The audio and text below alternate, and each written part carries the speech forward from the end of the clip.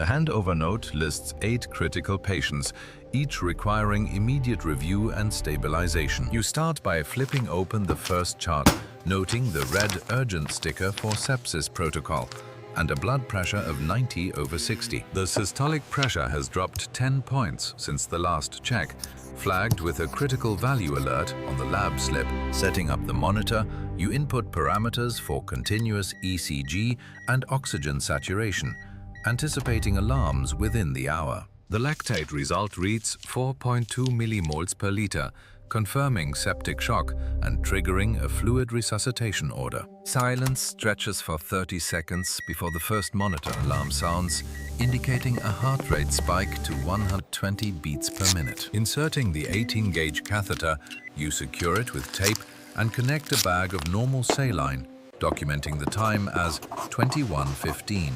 You document the IV start and initial vitals, adding a note to reassess fluid status in 2 hours per protocol. Reporting the lactate levels, you request authorization for vasopressors, citing the systolic pressure drop to 85 millimeters of mercury. The pager buzzes with a code blue alert for bed 6, interrupting the chart review for patient 4's renal function. Arriving at the code, you check the monitor showing asystole and prepare the defibrillator pads, calling for epinephrine. Documenting the CPR efforts, you note the time of first shock as 21:30 and the return of spontaneous circulation after 3 minutes. Checking the tidal volume at 450 milliliters, you increase the PEEP to 8 centimeters of water to improve oxygenation. Preparing meropenem for patient 1, you verify the dose of 1 gram and scan the barcode, logging it in the electronic record. The board displays 3 patients in critical condition,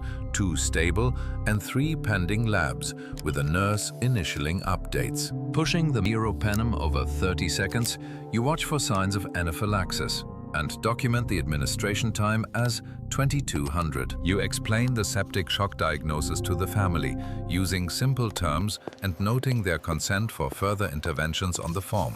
Documenting the family update, you initial the consent section and file it, adding a task to follow up in 4 hours. Discussing patient 5's rising creatinine, you decide to increase fluid rates and order a stat renal ultrasound for the morning. You review the handover notes, ensuring each patient has a plan, and prepare for the deep night monitor phase with 12 pending tasks. The deep night phase begins with vital monitor alarms having triggered 12 times since shift start, demanding continuous adjustment and response. The monitor shows a heart rate of 130 beats per minute, prompting you to increase the oxygen flow and recheck the pulse oximetry reading. You adjust the IV rate to 100 milliliters per hour after confirming the fluid balance chart entry from the last hour. The screen displays trending alarms for 3 parameters, indicating potential instability that requires immediate intervention and documentation. The pager alerts for a rapid response to bed 7, interrupting your chart review for patient 5's creatinine levels. Arriving at the rapid response, you assess the patient's respiratory distress and prepare the nebulizer with albuterol as per protocol. Documenting the rapid response, you note the administration of albuterol at 0:15 and the improvement in oxygen saturation to 95%. The station displays real-time vitals for 8 patients, with 3 screens flashing red for critical alerts requiring attention. Increasing the PEEP to 10 centimeters of water after reviewing the latest arterial blood gas results for better oxygenation. The systolic pressure drops to 80 millimeters of mercury, triggering the alarm and requiring immediate vasopressor administration as per standing orders. Preparing the norepinephrine dose of 0.1 micrograms per kilogram per minute, you verify the concentration and scan the barcode. Pushing the medication over 60 seconds, you watch for a response, documenting the time and initial rise in pressure to 90 systolic.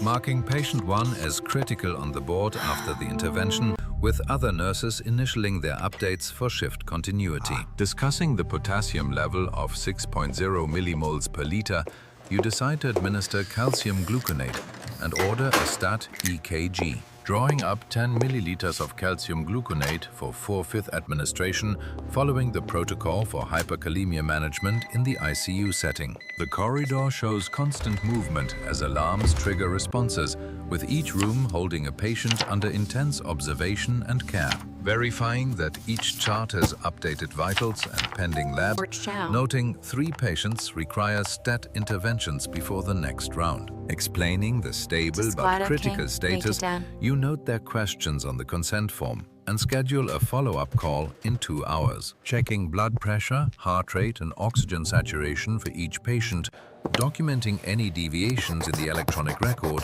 immediately. The note now lists 15 pending tasks and 20 alarm incidents, preparing for the eventual handover to the day shift team. Ensuring the oxygen flow rate is at 15 liters per minute after the last alarm, with no further deviations noted in the past 10 minutes. The pager buzzes with 3 new alerts, each indicating a different patient room requiring immediate attention within the ICU. Responding to a high-pressure alarm on the ventilator, you check the tubing for kinks and document the intervention in the chart. Verifying the critical sodium level of 150 millimoles per liter, you order immediate fluid adjustments and update the medication orders. The board reflects the dynamic shift, with 5 patients marked critical and 3 under observation, guiding the night's priorities. Noting a systolic drop to 85 millimeters of mercury, you prepare to administer fluids and reassess in 15 minutes. Explaining the stable condition but ongoing monitoring, you schedule another update at 3 a.m. to maintain communication and transparency. The I5 infusion runs at 50 milliliters per hour, delivering medications precisely as ordered for continuous stabilization through the night. Finding 2 missed lab drawers, you page the phlebotomist and update the handover note to include these as priority items. The saturation drops to 88%, triggering the alarm and requiring immediate oxygen titration to maintain levels above 92%. Administering 5 units of insulin after a glucose spike to 250 milligrams per deciliter following the sliding scale protocol. The corridor activity peaks as multiple alarms coincide, showing the relentless pace of critical care during the deepest night hours. The page indicates a possible cardiac event, prompting immediate mobilization with the crash cart and team assembly for potential resuscitation. Initial assessment reveals bradycardia with a rate of 35 beats per minute, requiring atropine administration and preparation for pacing if needed. Recording the time of onset and initial interventions, setting the stage for a full code blue response if the patient deteriorates further. The shift enters the intervention phase, where critical actions determine outcomes under the pressure of the night. Initiating CPR with 30 compressions to 2 breaths, following ACLS protocols while the team coordinates roles and timing. Preparing to deliver a shock for ventricular fibrillation, ensuring proper paddle placement and safety checks before administration. Giving 1 milligram of epinephrine as per protocol, documenting the time and dose in the code record for audit and continuity. Assessing for a return of spontaneous circulation, noting no pulse yet and preparing for another round of interventions and drug administration. Rotating to airway management, you secure the bag valve mask while another nurse resumes compressions at a rate of 100 per minute. Each intervention is logged meticulously, creating a timeline that will be reviewed for quality and compliance after the event. Giving another 1 milligram of epinephrine, you note the time and observe the ECG for signs of organized electrical activity. After 2 minutes, a rhythm check reveals persistent ventricular fibrillation, prompting preparation for another shock at 200 joules. The room is a controlled chaos of focused activity, with every second critical in the attempt to restore circulation. Administering the shock, you watch for any response on the monitor, hoping for conversion to a perfusing rhythm. Resuming compressions, you assess for return of spontaneous circulation with no immediate pulse detected upon initial check. Recording the shock delivery and continuing interventions, maintaining accurate documentation for legal and medical review. In the waiting room, family members endure the uncertainty. Their silence a stark contrast to the urgency inside the ICU, providing a brief update to the family, explaining the ongoing efforts without giving false hope, as per protocol. Securing the airway with an endotracheal tube to ensure adequate ventilation and oxygen delivery during continued resuscitation. Reviewing the ABG results showing severe acidosis, you increase the ventilator rate to compensate and improve oxygenation. The ventilator settings are fine-tuned based on real-time data, optimizing support for the patient's compromised respiratory system. After 20 minutes of CPR and multiple interventions, a final assessment is made to determine if further efforts are futile. No pulse or spontaneous breathing is detected, leading to the decision to cease resuscitation efforts based on protocol. Recording the time of death at 3:15 a.m., you initiate the postcode debrief to discuss what was done and lessons learned. The equipment is reset and restocked, ready for the next emergency,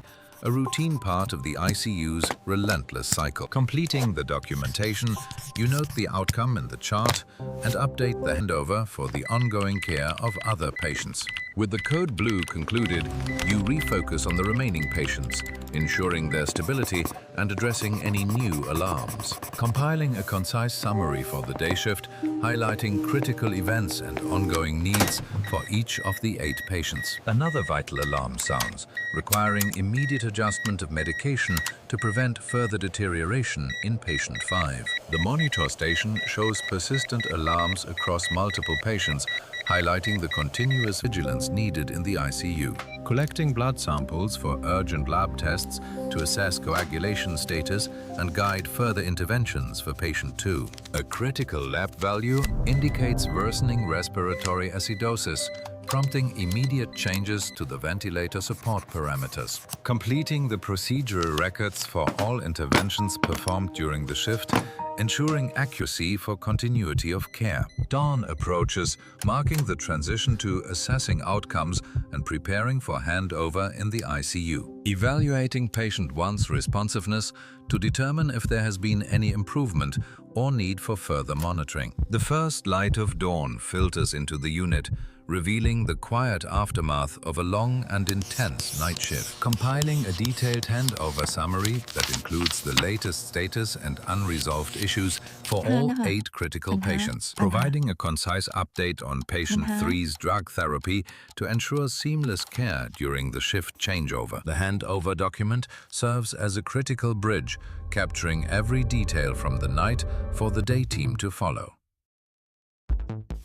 Coordinating with the doctor to evaluate if patient 6 is stable enough for transfer out of the ICU based on overnight data. Ensuring all emergency gear is fully stocked and functional, ready for any new crises that may arise during the day. The infusion pumps are prepared for the next shift, a routine task that underscores the precision required in ICU care. Completing the documentation by signing all records, formalizing the end of your responsibilities for the night shift. Conducting a brief team discussion to review key events and lessons from the shift before dispersing. The hallway fills with new personnel, signaling the transition from night to day in the hospital's relentless cycle. Transferring communication devices and authority to ensure uninterrupted patient care as the shift officially ends. Conducting a final inspection to verify that all patients are stable and equipment is properly set before leaving. Leaving the unit as dawn breaks,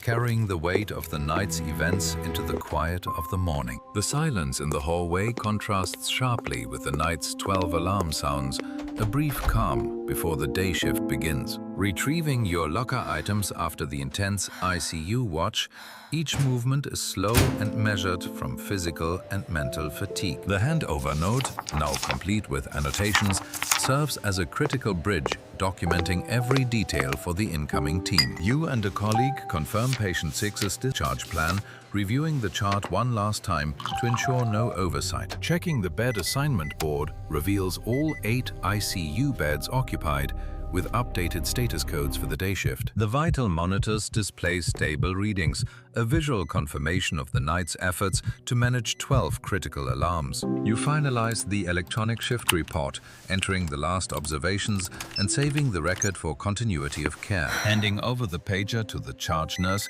marks the official transfer of communication duties after the night shift. The empty cafeteria and morning light symbolizes the transition between shifts, a quiet interlude in the hospital's constant activity. Stepping out into the dawn, you carry the night's experiences into the morning, with the hospital receding behind you.